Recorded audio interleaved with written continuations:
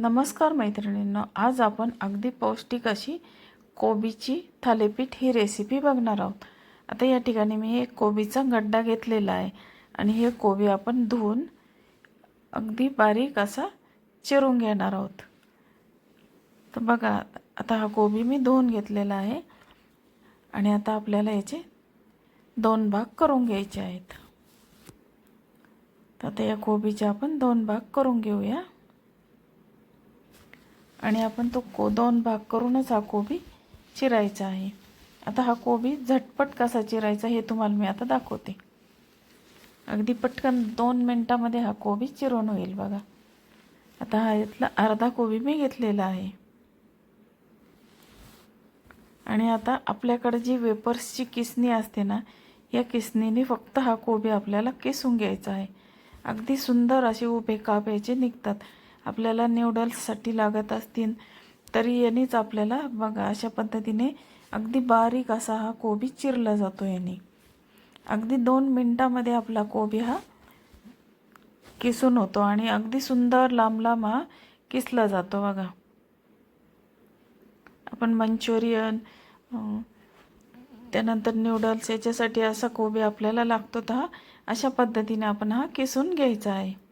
तर बघा आपला कोबी आता किसून झालेला आहे आणि आता एका बाउलमध्ये मी भाजणीचं पीठ घेतलेलं आहे आणि आता या भाजणीच्या पिठामध्ये तो कोबी आपण टाकून घेऊया। अगदी पौष्टिक अशी ही रेसिपी आहे। मुलांच्या टिफिनला जरी दिली तरी ही पौष्टिक असल्यामुळे ही अशी थालीपीठ द्यायला काहीही हरकत नाही आणि मुलं कोबी खायचं कंटाळ करतात, त्यामुळे अशा पद्धतीने केलं तर मुलांच्या पोटात कोबीसुद्धा जातो। आता आपण कोबी टाकलेला आहे, कोथिंबीर टाकली आहे थोडीशी आणि आता याच्यामध्ये आपल्याला आता या ठिकाणी मी जिरेपूड टाकली आहे, लाल मिरची पावडर, जिरेपूड, लाल मिरची पावडर,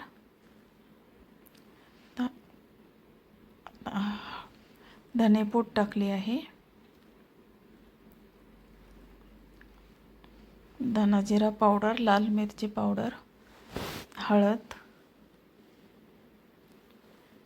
आणि आता अगदी चिमूटभर ओवा आपण त्यामध्ये टाकायचा आहे। ओवा टाकल्यामुळं त्याची टेस्टही वाढते आणि बऱ्याच जणांना कोबी पोटासाठी चालत नाही, मग त्याच्यासाठी सुद्धा हा ओवा टाकणं गरजेचं आहे। आणि 1 चमचाभर मीठ टाकलेलं आहे आणि आता हे सर्व आपण व्यवस्थित असं मिक्स करून घेऊया। आता या पिठामध्ये आपण कोरडंच मिक्स करून घ्यायचं आणि नंतर त्यामध्ये पाणी टाकून आपण भिजवून घेऊया। अगदी सैलसर आपल्याला हे भिजवायचं आहे। तर बघा अशा पद्धतीने अगदी सैलसर हे भिजवून घेतलेलं आहे मी। आपलं हे पीठ भिजून झालेलं आहे। आता आपल्याला याचं थालीपीठ लावून घ्यायचं आहे बघा। आता हे मी मुलीच्या टिफिनसाठी करत आहे, त्याच्यामुळे थोडंच केलेलं आहे बघा। आता हे थालीपीठ मी तव्यावर थापून घेतलेलं आहे। अगदी पातळ असं हे थालीपीठ मी थापलेलं आहे आणि आता आपल्याला ते भाजून घ्यायचं आहे। चला तर मग आपण भाजून घेऊया ते थालीपीठ। तर बघा अशा पद्धतीने मी ते सर्विंग प्लेटमध्ये आपलं थालीपीठ रेडी झालेलं आहे। मी ते सर्विंग प्लेटमध्ये सर्व केलेलं आहे आणि अशा पद्धतीने आपण मुलांना जर व्यवस्थित असं कट करून सजवून दिलं तर मुलंसुद्धा हे आवडीने खातात आणि टिफिनमध्ये द्यायचं असेल तर आपण त्याचे अजूनही बारीक पीस करून ते टिफिनमध्ये द्यायचे। आवडल्यास लाईक, शेअर, सबस्क्राईब करा। धन्यवाद।